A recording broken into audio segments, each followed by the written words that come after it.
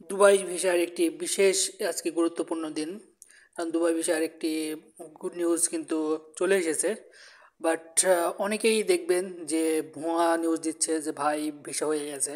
আবার অনেকেই বলছে যে ভাই এখনও হচ্ছে যে ভিসা খোলে নাই বা কখনো খুলবে না, নেক্সট ইয়ারও খুলবে না, এরকম বিভিন্ন মানে ভ্রান্ত যে ইনফরমেশন আছে ইনফরমেশন জালে কিন্তু আপনারা আটকায় গেছেন, যে আসলে আপনারা বুঝতে পারছেন না যে কোন নিউজ দেখবো না কোন নিউজ দেখবো না, কোনটা সত্য না কোনটা মিথ্যা।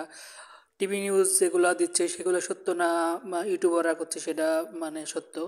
তো আপনাকে এমন সব চ্যানেলগুলো দেখতে হবে, কিছু দুই একটা চ্যানেল দেখতে হবে যেগুলো কিন্তু সঠিক ইনফরমেশন দেয়, ঠিক আছে? তো আমি মনে করি যে আমার চ্যানেলটা সবচেয়ে একবারে অথেন্টিক যে নিউজগুলো সেটাই আমরা প্রোভাইড করার চেষ্টা করি, কারণ আমরা খুব যে ইনফরমেশনগুলো নিই সেটাগুলো একেবারে জেনুইন ইনফরমেশন। তো আজকে আমি সেই ইনফরমেশনগুলোর মধ্যে একটি আপনাদেরকে জানাবো। তো আমাদের বাংলাদেশের একটি প্রবলেম রয়েছে, বাংলাদেশে কিন্তু এর আগে যতগুলা যেগুলো মানুষ গিয়েছে তার 80 থেকে 90% কিন্তু ভুল ইনফরমেশন দিয়ে গিয়েছে, ঠিক আছে?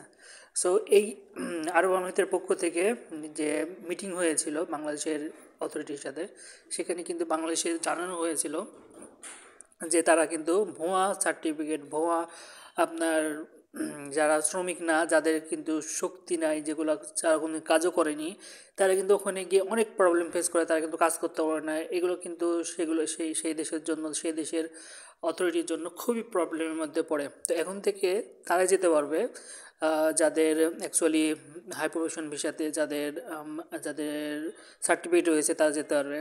যারা যাদের হচ্ছে অ্যাকচুয়ালি শ্রমিক, যারা আগে কাজ করেছে সেগুলোর প্রমাণাদি রয়েছে, যাদের ডকুমেন্ট রয়েছে, তারা যেতে পারবে। এবং যারা অ্যাকচুয়ালি ক্লিনার, তাদের ক্লিনিংয়ের এক্সপিরিয়েন্স আছে, যারা যারা অ্যাকচুয়ালি ড্রাইভিং জানে, ড্রাইভিংয়ের ইন্টারন্যাশনাল যে সার্টিফিকেট রয়েছে সেগুলো যাদের রয়েছে, তারা কিন্তু যেতে পারবে। তো খুব শীঘ্রই হচ্ছে এই প্রসেসিংগুলো চালু হবে, ঈদের পর থেকে চালু হবে।